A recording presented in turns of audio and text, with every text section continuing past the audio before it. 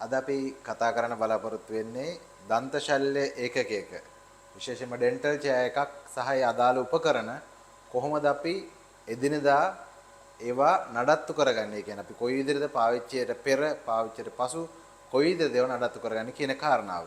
ඒතර ඕගොල්ලන් දන්නවා දන්ත වෛද්‍ය ඒකකයක මේ උපකරණ ගත්තාම මිල අධිකයි. ඒතර මේ මිල අධික උපකරණ නඩත්තුවේදී අපි නියම ක්‍රමවේදයන් දැනගන්න ඕනේ. විශේෂයෙන්ම අපි ගත්තොත් දැන් මේක අපි ඩෙන්ටල් චෙයා එක. ඒතර මේ ඩෙන්ටල් චෙයා එකක් පාවිච්චි කරනකොට අපි සාමාන්‍යයෙන් දවස් අවසානයේදී මේ චෙයා එක අපි පිරිසිදු කරන්න ඕනේ. එතකොට අපිට පුළුවන් මේක ඕනෑම විදිහේ පිරිසිදු කාරකයක් ඒ කියන්නේ අපි කියන්නේ surface disinfectant එකක් පාවිච්චි කරලා අපිට ටිෂු එකක් පාවිච්චි කරලා මේ විදිහට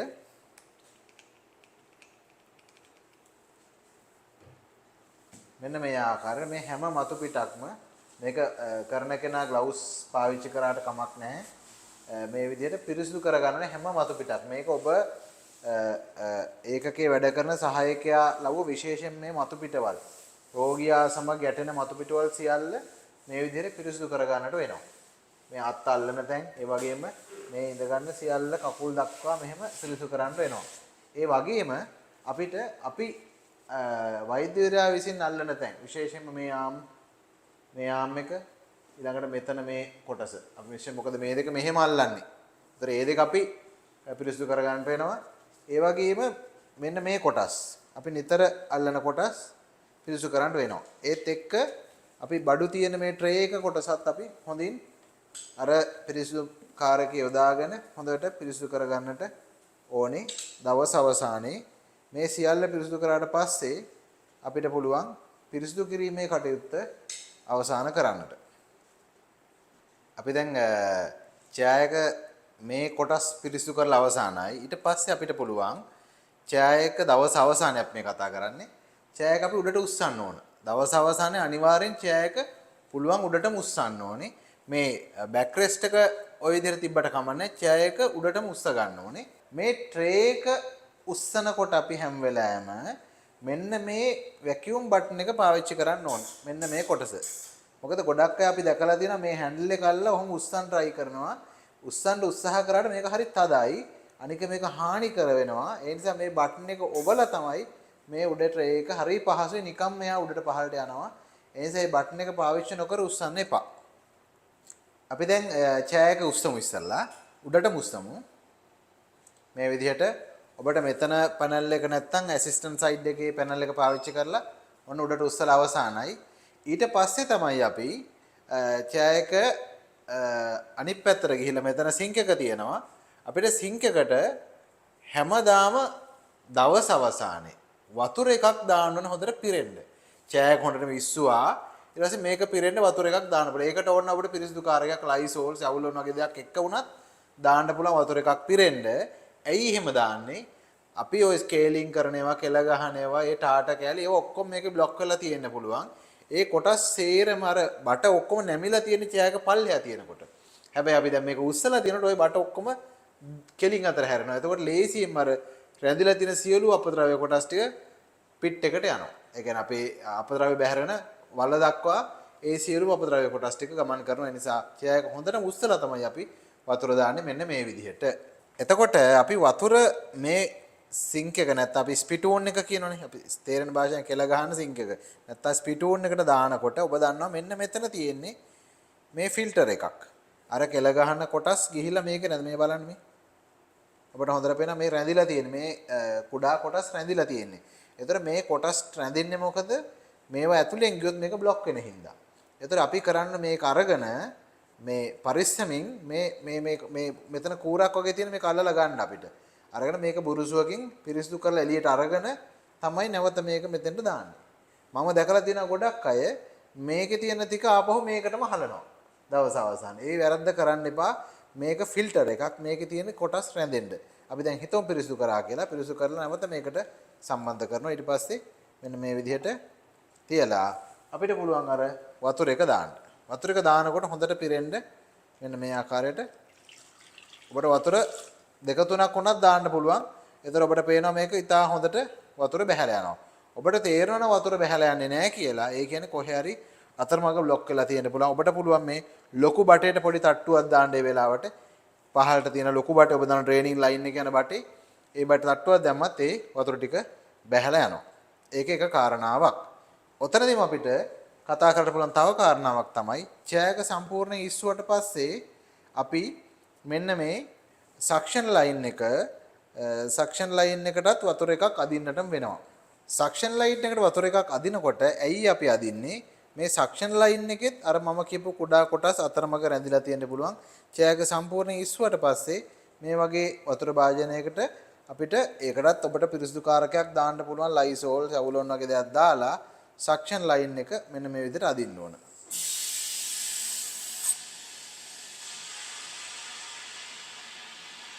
මේක සාමාන්‍ය මේ වතුර කෝප්පයක් ඉවරනකම් ඇද්දට කමක් නැහැ.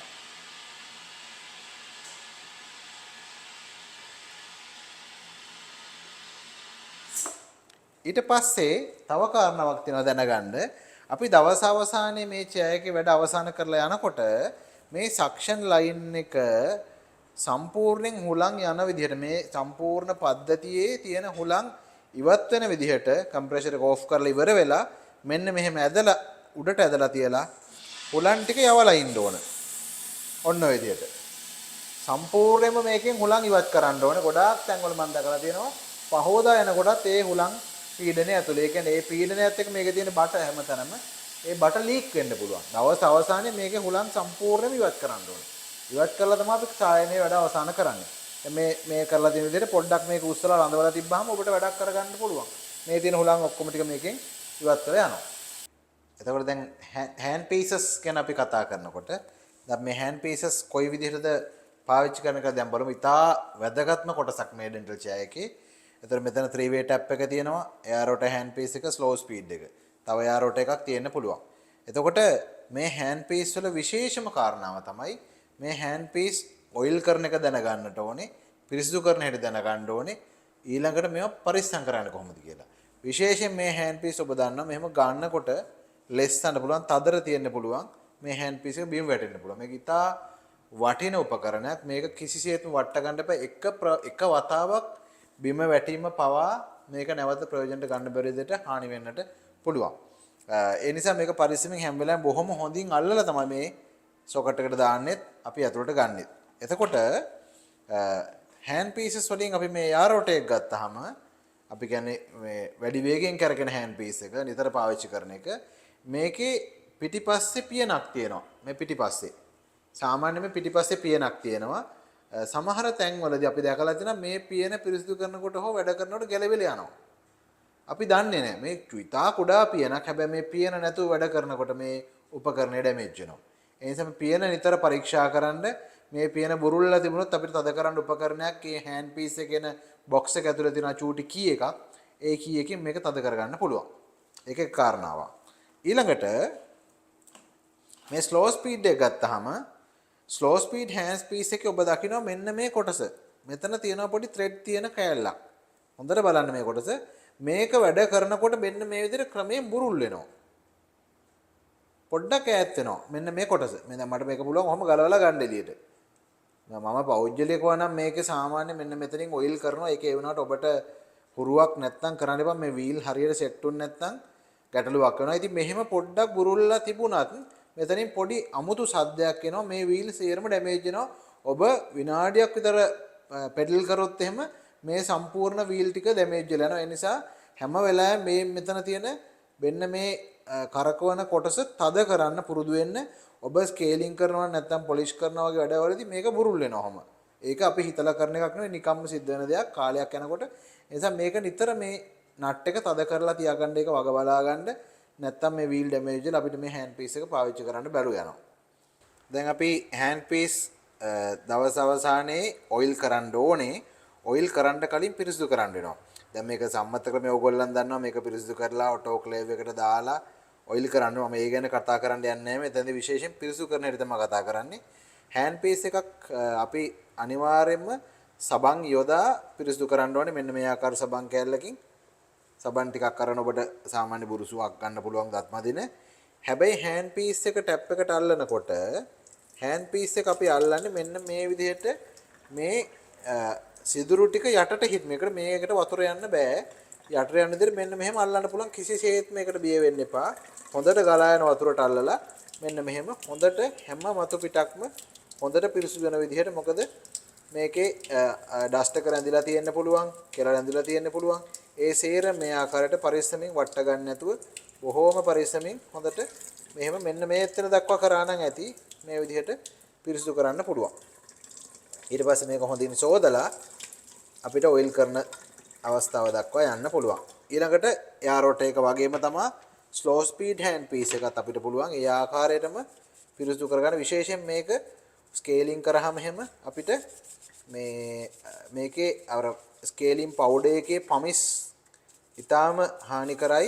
ඒ පමිස් කොටස් රැඳිලා තියෙන්න පුළුවන්. ඒක පිරිසුදු කරගන්න වෙනවා හොඳටම මේ ආකාරයට අර වගේමයි. ඊට පස්සේ ඒකත් හොඳට ගලා යන ජාරයට අල්ලලා සෝදන්න ඕනේ. හැම වෙලාවෙම සිදුරු ටික පහලට. සිදුරු වලට වතුර යන්නේ නැහැ. ඊටාම ආරක්ෂාකාරී ක්‍රියාවලියක්. ඊට පස්සේ අපිට මේ පිරිසුදු කරන එක නවත්තන්න පුළුවන්. විශේෂයෙන්ම මේ ස්ලෝ ස්පීඩ් හෑන්ඩ් පීස් එක ගැන කියනකොට මම මතක් කරන්න කැමතියි. මේ ස්ලෝ ස්පීඩ් හෑන්ඩ් පීස් එකේ අපි අර පොලිෂ් කරන පවුඩර් එක නිතර නැදෙනවා. ඒතොර ස්කේලින් එකකින් ස්කේලින් එකට පස්සේ අපිට මේක මේ විදිහට හොදන්න බැරි නිසා ස්කේලින් එකක් ඉවරනාට පස්සේ 3-way ටැප් එකෙන් ඒ රැඳිලා තියෙන සේරම පොලිෂින් පවුඩර් ඒ වෙලාවෙම පේෂන්ට්ගේ වැඩේ ඉවරනවත් එක්කම 3-way ටැප් එකෙන් වතුර සහ ජලය පාවිච්චි කරලා හොඳට පිරිසිදු කරන්න පුළුවන් නම් තවදුරටත් මේ උපකරණය කාලයක් පරිස්සමෙන් පාවිච්චි කරන්න පුළුවන්. හරි. අපි දැන් හෑන්ඩ් පීස් පිරිසිදු කරලා අවසానයි. දැන් අපි දවස් අවසානයේ මේක ඔටෝක්ලේව් එකට දානවා නම් ඔටෝක්ලේව් එකට දාන්න කලින් අපි ඔයිල් කරන්න ඕනේ. එහෙම නැත්නම් ඔටෝක්ලේව් කරන්න හැමතැනම පහසුකම් නැත්නම් අපි මේක ගබඩා කරලා තියන්න ඕනේ පහවදා වෙනකන්. අපි බලමු කොහොමද මේක ඔයිල් කරන්න කියලා. විශේෂයෙන්ම ඔයිල් කෑන් එක ඔබට ලබා දීලා ඇති ඔබගේ රෝහල් ඔයිල් කෑන් ඔයිල් විවිධ වර්ග වලින් කෙසේ වෙතත් ඒ ඕනෑම ඔයිල් කෑන් එකක් ගත්තාම පළමුම දේ තමයි මේ ඔයිල් කෑන් එකේ මේකේ වාෂ්පයක් තියෙන්නේ. ඒ නිසා මේක හොඳින් ඉස්සලා හොලවන්නට ඕනේ. හොලවල ඉවර වෙලා අපි මේක පාවිච්චියට ගන්නවා. එතනදී විශේෂයෙන් වැදගත් වෙනවා ඔයිල් කෑන් එක හැම වෙලාවෙම තියෙන්න ඕනේ මේසෙ උඩ තියන්නටම අවශ්‍ය නැහැ. කෙලින් තියෙන්න ඕන. මේක උඩ වාෂ්ප කොටස තමයි අපිට ඕනේ. මෙහෙම ගොඩක් අය මෙහෙම ඇල කරලා තමයි මේ ඔයිල් කරන්න පටන් ගන්න. ඒක වැරදි. ඔයිල් කෑන් එක කෙලින් තියෙන්න ඕනේ. හෑන්ඩ් පීස් එක මෙහෙම ඇල කරාට කමක් නැහැ. ඔයගොල්ලන් දන්නවා වර්තමානයේ දැන් අපිට හම්බෙන්නේ 4 hole hand piece කියන්නේ. ඒ කියන්නේ මෙතන සිදුරු 4ක් තියෙන hand pieces තමයි අපිට දැන් මේ වෙනකොට හම්බෙන්නේ. එතන මේ 4 hole කියන්නේ මේකේ තියෙනවා ඊටාම කුඩා සිදුරු දෙකක් තියෙනවා යටින් සහ ලොකු ප්‍රමාණයේ සිදුරු දෙකක් තියෙනවා. එතන අපි ඔයිල් කරන්නේ මේ කුඩා සිදුරු දෙක නෙමෙයි ලොකු සිදුරු දෙකෙන් පොඩි එක. ලොකු සිදුරු දෙකෙන් පොඩි සිදුර. මෙන්න මේ ආකාරයට. ඔයිල් කෑන් එක ගත්තා. මේක අර ඉස්සලක හොඳට හෙලෙව්ව හැම වෙලාවෙම ඔයිල් කෑන් එක අපි කෙලින් තියා ගන්නවා. හෑන්ඩ් පීස් එක ඇල කරලා හොඳට මේක සම්බන්ධ වෙන්නට ඕනේ අර ඔයිල් කෑන් එකේ තුඩත් එක්ක. ඊට පස්සේ හොඳට තද කරලා හොඳ තෙරපුමක් අපි ඔයිල් කෑන් එකෙන් දෙනවා. දෙනකොට අනිවාර්යයෙන්ම ඔබ මතක තියාගන්න ඕනේ මේ සම්බන්ධ වෙන තැනින් විසිරෙන්න බෑ ඔයිල් එළියට. ඒ කියන්නේ මේ සම්බන්ධය දුර්වලයි. එහෙනම් හොඳට මේක තද කරලා දෙක හොඳට එකට තද කරලා තෙරපුමක් දීලා තමයි අපි මේ ඔයිල් කෑන් එක තද කරන්නේ. ඔන්න බලන්න. එතකොට ඒ තද කරනකොට මේ ඔයිල් මේක දිගේ ඇවිල්ලා මෙතනින් තමයි වැක්කිරෙන්න ඕනේ. වෙන කොහෙන්වත් ඔයිල් යන්න බෑ. සහ මේ හෑන්ඩ් පීස් එක වට කීපයක් කරගෙන ඔබට ඇහෙනවා. බලන්න.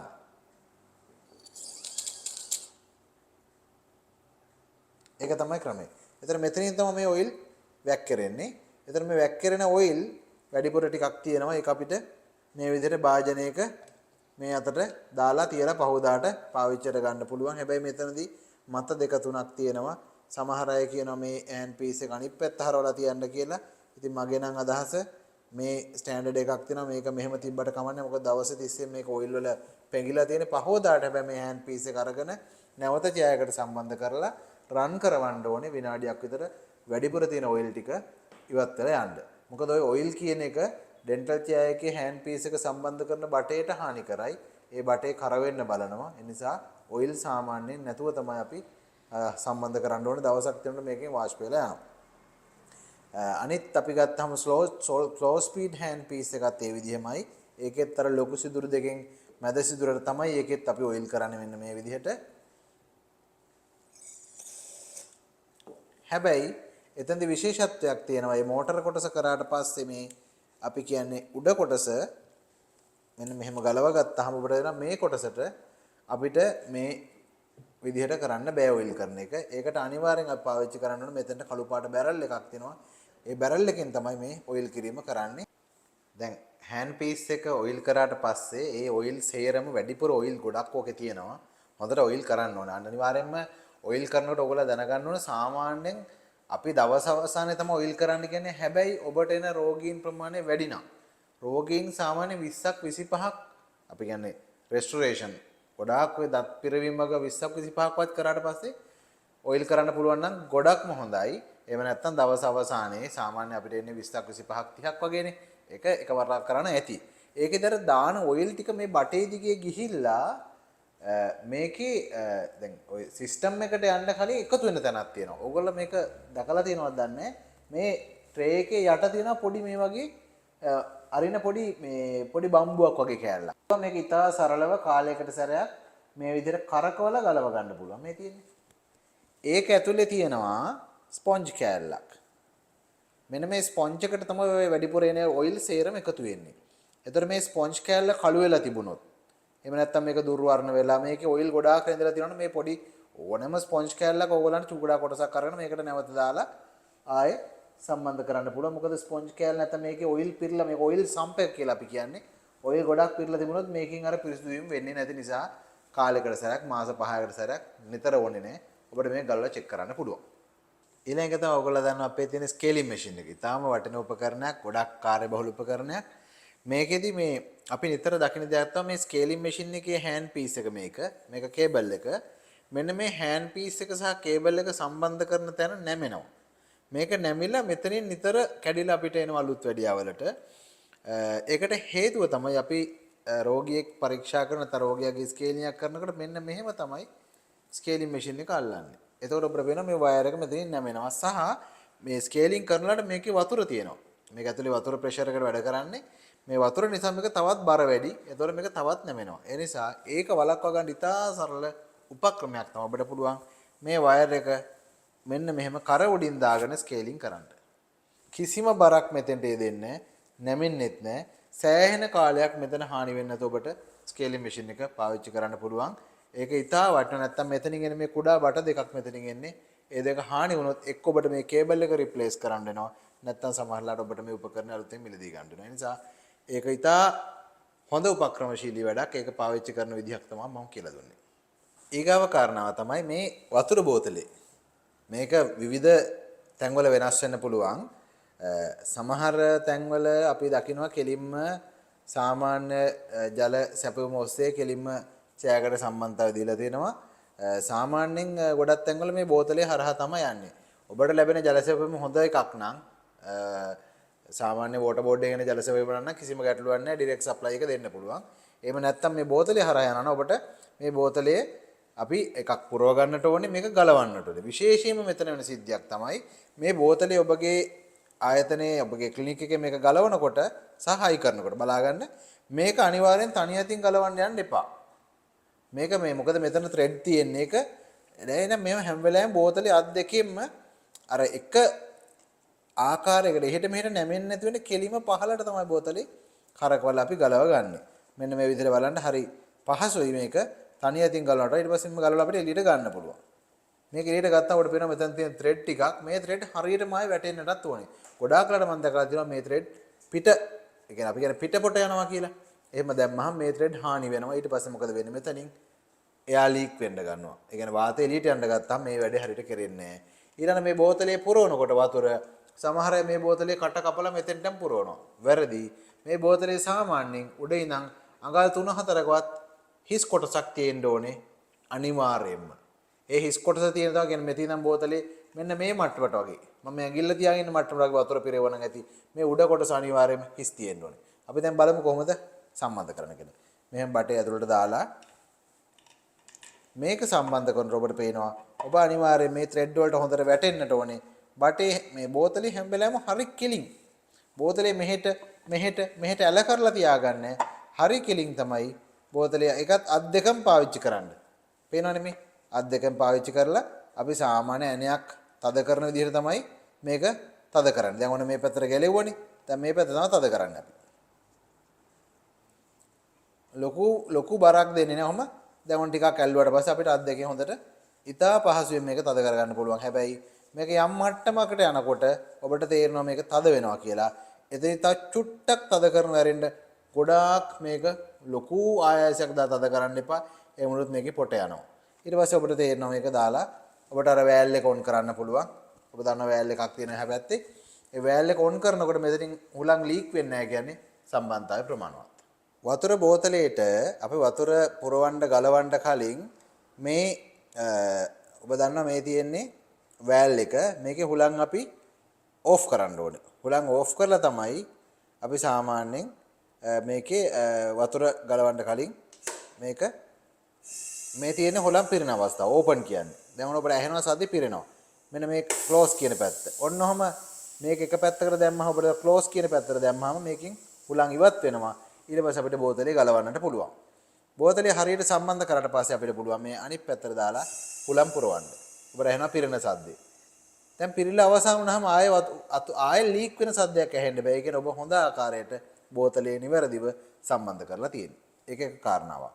ඊළඟට මේ වෑල් එකට ආවහම මේ වෑල් එකෙන් තමයි ඔබට මෙතන ගහලා තියෙන ටැප් වෝටර් පියෝර් වෝටර්.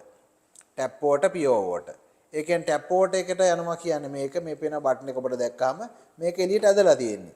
මේ එළියට සම්පූර්ණයෙන්ම ඇදලා තියෙන්නේ. මේකේ ඔබගේ ඡාය එකේ මේක විශේෂයෙන් සඳහන් කරලා තියෙනවා. ඒ තියෙන විදිය බලන්න හැම වෙලාවෙම එළියට ඇදලා තියෙනවා කියන්නේ සාමාන්‍ය වෝටර් බෝඩ් එකේ වතුර සප්ලයි එක තමයි වැඩ කරන්නේ.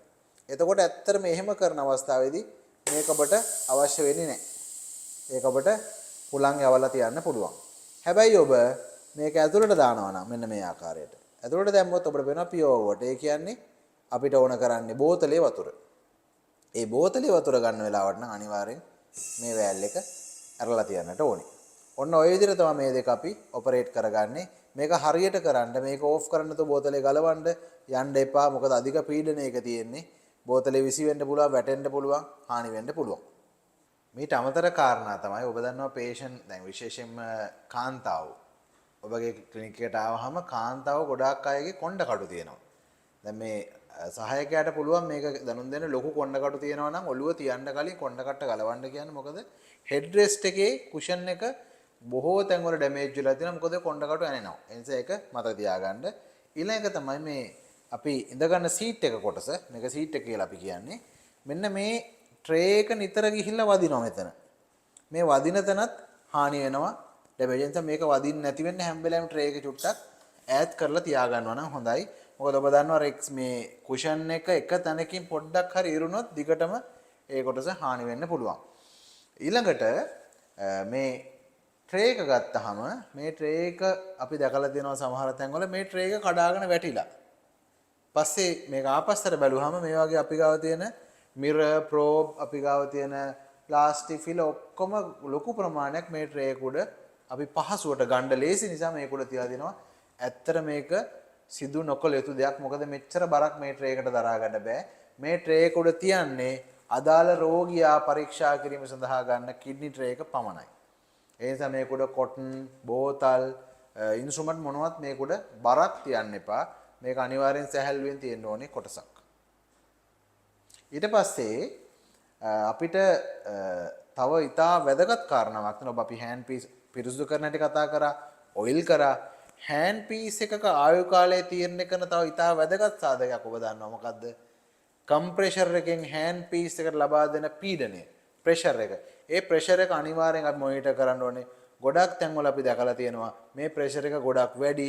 හෑන්ඩ් පීස් එක වේගෙන් කැරගෙනවා. අන්තිමේදී අවුරුදු 2ක් විතර පාවිච්චි කරන්න පුළුවන් හෑන්ඩ් පීස් එකක් මාස 3-4න් ඩැමේජ් වෙනවා. ඒ නිසා ඔබගේ තියෙන ඡායකයේ මොඩල් එක අනුව ඔබට ප්‍රෙෂර් මීටරයක් දීලා තිනවා මෙන්න මේ ට්‍රේ එකට සම්බන්ධ කරලා. දැන් මේ මොඩල් එකේ නම් මේ සියාන් කියන මොඩල් එකේ මෙන්න මෙතෙන්ට තමයි ප්‍රෙෂර් මීටර එක එන්නේ.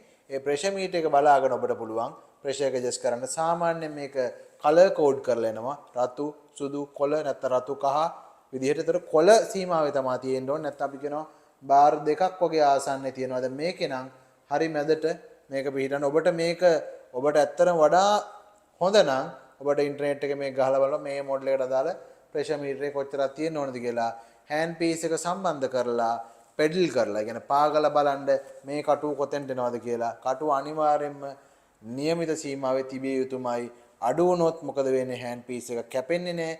වැඩි වුණොත් කැපෙනවා හොඳට. හැබැයි හෑන්ඩ් පීස් එක ඩැමේජ් වෙනවා. ඒ නිසා බලමු කොහොමද ප්‍රෙෂර් මීටර් එකේ මැද හරිය තියාගන්නේ කියලා. මේ තියෙන්නේ ප්‍රෙෂර් මීටර් එක. ඔබට අර මම කලින් සඳහන් කරපු මේ ප්‍රෙෂර් මීටර් එක තමයි ගොඩක් චෙයර්ස් වල එන්නේ. ඔබට පේනවා මේ කොළ පාට තීරුව. කොළ පාට තීරුව ඔබට පේනවා. මේ කොළ පාට තීරුව තමයි මේ කටුව තියෙනවනේ කොළ පාට තීරුව ඇතුලේ. ඒ කියන්නේ 0.1ත් 0.3ත් අතර. වඩාම හිතකර සීමාවේක කහ පාට පැත්තට යන්න එපා. කියන්නේ 0.3ත් 0.4ත් පැත්තට යන්න එපා. 4න් උඩට නම් කොහොමවත් යන්න බෑ. ඒ නිසා මේක හැම වෙලාවෙම කොළ තීරුවේ. ඒ කියන්නේ 0.1ත් 0.3ත් අතර සීමාවේ රඳවා ගන්න ඕනේ ඔබගේ පීඩනය. එතකොට කොහොමද පීඩනය වැඩි නම් අඩු කරගන්නේ අඩු නම් වැඩි කරගන්නේ? ඒකත් අපි බලමු ඊළඟට. මේ ට්‍රේ එකේ යට කොටස ඔබට පේනවා මේ වෑල් තුනක් තියෙනවා. වෑල් තුනක් තියෙන කොටස. ඒකේ 1 2 3 කියන්නේ මේ හෑන්ඩ් පීසස් තුනට අදාළ ස්පීඩ් කන්ට්‍රෝලර්ස් තමයි තියෙන්නේ. ඒ කියන්නේ මේකට එන හුලම් ප්‍රෙෂර් එක වෙනස් කරන්න. මේකෙන් අපිට පුළුවන් වහන්න අරින්න. මේක දකුණට වැහෙනවා සාමාන්‍ය වදන ක්ලොක්වයිස් ඇන්ටි ක්ලොක්වයිස් කරකවමින් අපිට අර මම කියපු ප්‍රෙෂර් ගේජ් එක බලාගෙන ඒක කොළ සීමාවේ. ඒ කියන්නේ 0.1ත් 0.3ත් අතර සීමාවේ ඔබට වෙනස් කරලා එයාරෝට හෑන්ඩ් පීස් දෙකටත් ස්ලෝට් පීස් හෑන්ඩ් පීස් එකටත් ඒ එකම විදිහට මේ නොබ් කරකවමින් අපිට පාලනය කරගන්න පුළුවන් එයාගේ ස්පීඩ් එක. එතකොට ඒ කන්ට්‍රෝලර්ස් තියෙන්නේ ට්‍රේ එකේ යට කොටසේ. ඔබට නිතර ඇහැට ගැටෙන්නේ නැති කොටසක්. හැබැයි ඔබ දන්නවා ට්‍රේ එකේ සයිඩ් එකට ගියාම මේ සයිඩ් එකේ තියෙනවා කන්ට්‍රෝලර්ස් ටිකක්. එතන කන්ට්‍රෝලර්ස් තියෙනවා 5ක්.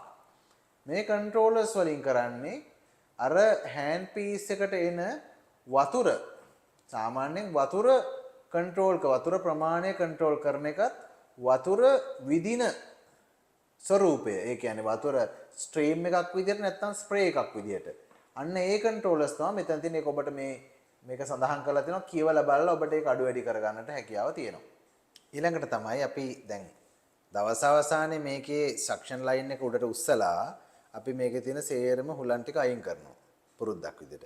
ඒ වගේම අනිවාර්යයෙන් මතක තියාගන්න ඔබ මේකට විදුලි සැපයුම දෙන ප්ලග් එක අනිවාර්යයෙන්ම සොකට් එකෙන් ගලවලා තියන්න. ඕෆ් කරලා ගලවලා තියන්න පුරුදු කරන්න. එන ගොඩාක් තැන්වල මොකද අපි දන්නවා විදුලිය හදිස්සියේ විදුලි බිඳ වැටීම් වෙනවා. ආය නැවත විදුලිය සම්බන්ධ වෙනවා. රාත්‍රී වැස්ස තියෙන්න පුළුවන්, අකුණු ගහන්න පුළුවන්. ඔය ඕනම අවස්ථාවක විදුලියේ වෙනස් වීම වෙන්න පුළුවන්. අපි දන්නේ අපි හිතන ඕෆ් කරලා තිබ්බාම හරි කියලා. හැබැයි ඕෆ් කරලා උනත් ප්ලග් එක සම්බන්ධ කරලා තිබිලා හදිසියවත් හයි වෝල්ටේජ් එකක් આવොත් චෑයකට හානි වෙන්නට පුළුවන්. ඒ නිසා ඒක ඉතා වැදගත්. ඒත් එක්කම නිතර ඔබ අවධානයෙන් ඉන්න. ඒ චෑයකේ ගොඩක් තැන්වල ඔබ ඉන්න පරිසරයේ මීයෝ ඉන්න පුළුවන්. මීයෝ අනිවාර්යෙන් චෑයකට ඇතුළු වුණොත් චෑයකේ සම්පූර්ණ කේබල් පද්ධතිය බට ටික ඔය ඔක්කොම හානි කරනවා. ඒ නිසා ඒ ගැන අවධානයෙන් ඉන්න නිතර පරීක්ෂා කරලා බලන්න. ඔබට තේරෙනවා මීයන්ගේ වසුරු වැටලා තියෙනවාද? ඒවා පොඩ්ඩක් අවධානයෙන් ඉඳලා පරීක්ෂා කිරීමක් කරගන්න. පරිසරයේ පිරිසිදුව තියාගන්න. පරිසරය පුළුවන් තරම් පිරිසිදුව තියාගත්තාම මීයන්ගෙන් අපිට බේරෙන්නට හැකියාව තියෙනවා. ඒ වගේම බොහෝ ආයතන අපි වායු සමනය කරලා තියෙනවා. ඔබ දන්නවා. එතකොට AC එකක් පාවිච්චි කරන්නේ පරිසරය සිසිල් කරගන්න කියන්නේ අපිට විශේෂයෙන් වැදගත් මේ ඡායකයේ ආරක්ෂාව. ඡායක කොච්චර කාලයක් පාවිච්චි කරන්න පුළුවන්ද, මේ බට ලීක් වෙන්නේ නැතුව කොච්චර කාලයක් තියාගන්න පුළුවන්ද කියන එකට ඍජුවම බලපාන සාධකයක් තමයි වායු සමනය කියන්නේ AC එක. ඒ නිසා AC එක ඔබට අනිවාර්යෙන් භාවිතා කළ යුතුම වෙනවා ඔබගේ ආයතනයේ තියෙනවා නම්. ඒ වගේම අපි සමහර ආයතන දැන් මේ දවස්වල වෛද්‍යවරුන්ගේ අඩුපාඩුවත් එක්ක සමහර ආයතන වැඩ කරන්නේ සතියකට දවසක් විතර. එතකොට ඉතුරු දවස් ටිකේ අනිවාර්යෙන් AC එක දාන්නේ. හැබැයි අපිට පුළුවන් එතන ඉන්න ඇසිස්ටන්ට් වෛද්‍යවරයා ආවේ නැතත් සායනයේ තිබෙන නැතත් පරිසර උෂ්ණත්වය බලන්න. ගොඩක් රස්නේ අවස්ථා තියෙනවා නම් පැයක් හමාරක් දවසකට ආයතන ප්‍රධානියත් එක්ක කතා කරලා AC එක ඔන් කරලා තිබ්බට කමන්නේ. ඒක මේ උපකරණය සෑහෙන කාලයක් අපිට අලුත් වැඩියා නොකර ගෙනියන්න හොඳ උපක්‍රමයක් විදිහට පාවිච්චි කරන්න පුළුවන්. ජීවත් ඉංජිනේරු එකකේ විදිහටත් ඒක අපිට නිතර ඒ පිළිබඳව ඒගොල්ලන් දැනුවත් කරනවා. ඊළඟට තමයි ඔය සියල්ල අවසන් වෙලා අපි යමු කම්ප්‍රෙෂර් එකට. මේ සියලුම උපකරණ වලට වාතය නැත්නම් අපි ප්‍රෙෂර් එක පීඩනය ලබා දෙන හුලං බලයෙන් එතකොට ලබා දෙන කම්ප්‍රෙෂර් එකෙන්. ඔයගොල්ලෝ දන්නා මේ දවස්වල ඔයිල් ෆ්‍රී ගොඩාක් ශබ්ද අඩු අපිට කම්ප්‍රෙෂර් තමයි අපේ ආයතන වල තියෙන්නේ. එතකොට මේ කම්ප්‍රෙෂර් එක පළවෙනිම දේ තමයි කම්ප්‍රෙෂර් එකක් අපි තියන්න ඕනේ හොඳ වාතාශ්‍රය ලැබෙන තැනක. කම්ප්‍රෙෂර් එක හොඳ වාතාශ්‍රය ලැබෙන තැනක තියන්න ඕනේ. කම්ප්‍රෙෂර් එක අවට පරිසරය හොඳට පිරිසිදු කුඩ ඔය ඩස්ට් එක මෙතන තියාගන්න එපා. කාලෙන් කාලේ පිරිසිදු කරලා තියාගන්න. ඒ වගේම ඉතා වැදගත් කාරණාවක් තමයි කම්ප්‍රෙෂර් එකේ ඔබ දන්නවා යටින් උඩ නෙමේ යට අඩිය කොටසේ ඔබ අත දාලා ඇල්ලුවාම ඔබට හම්බෙනවා වෑල් එකක්. ඒ වෑල් එකෙන් තමයි කම්ප්‍රෙෂර් එකේ ඇතුලේ ටැංකිය ඇතුලේ එකතු වෙන ජලය ඉවත් කරන්නේ. ඔය සාමාන්‍යයෙන් වාතයේ තියෙන ජල වාෂ්ප සේරම එකතු වෙන ටැංකියට සතියක් දෙකක් යනකොට ටැංකිය යම් ප්‍රමාණයක් ජලය රැඳෙන ඔබට නිකන් ඕක තේරුම් ගන්න පුළුවන් කම්ප්‍රෙෂර් දෙපැත්තෙන් අල්ලලා හෙල්ලුවොත් ඇතුලේ වතුර හෙලවෙන සද්ද එනවා. එතකොට ඔබ මොකද කරන්නේ? සතියකට දෙකකට සැරයක් අර වෑල් එක යටම තියෙන වෑල් එක ඇරලා හොඳට කම්ප්‍රෙෂර් එක ලෝඩ් වෙන්න තියලා ඕෆ් කරලා කම්ප්‍රෙෂර් ලෝඩ් කරගන්න ඉස්සෙල්ලා ඊට පස්සේ ඕෆ් කරන්න. ඕෆ් කරලා තමයි අපි අර වෑල් එක අරින්නේ. හරිහාම ඒකේ තියෙන හොල්ලනුත් එක්ක අර තියෙන සියලුම වතුර ඉවත් වෙලා යනවා. එහෙම නොවි අපි කාලයක් තිස්සේ වතුර තිබුණොත් එකක් කම්ප්‍රෙෂර් එකේ ධාරිතාවය බහිනවා. දෙක ඒ ජලය නිසා කම්ප්‍රෙෂර් එක අභ්‍යන්තරයේ මලකඩ බැඳිලා ඒ මලකඩත් එක්ක තමයි හුලං හෑන්ඩ් පීස් වලට එන්නේ. ඒතර හෑන්ඩ් පීස් වලට හානි වෙන්න පුළුවන්. එක පැත්තකින් අනිත් පැත්තෙන් කම්ප්‍රෙෂර් එකට ආයු කාලය අඩු වෙන්න පුළුවන්. ඒ නිසා ඔන්න ඔය කාරණා දෙක නිසා අපි කම්ප්‍රෙෂර් එකේ ජලය සතියකට දෙකකට සැරයක් අනිවාර්යයෙන්ම ඉවත් කළ යුතු වෙනවා.